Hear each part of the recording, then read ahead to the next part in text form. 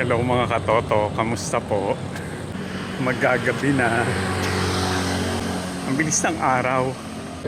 Maggagabi na pero mainit pa rin. Kaya naisip ko na bumili ng malamig na maiinom. Nagsago na lang tayo mga katoto. Alam nyo ba na yung sago?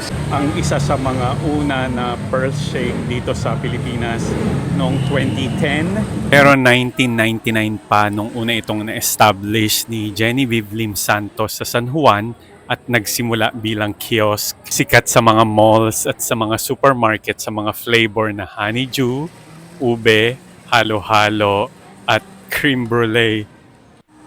Eto, hintayin na lang natin si Ateng na matapos yung ginagawa niyang order ko. Yung order ko, mais con yelo.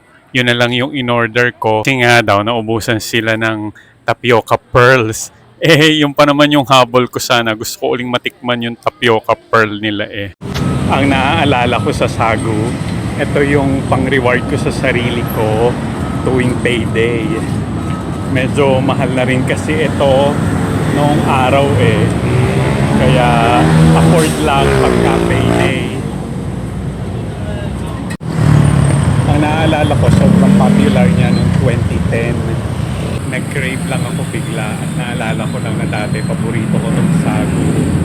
So, hinanap ko siya. Actually, hindi ko na maalaala when was the last time na bumili ako ng sagu, mga katoto.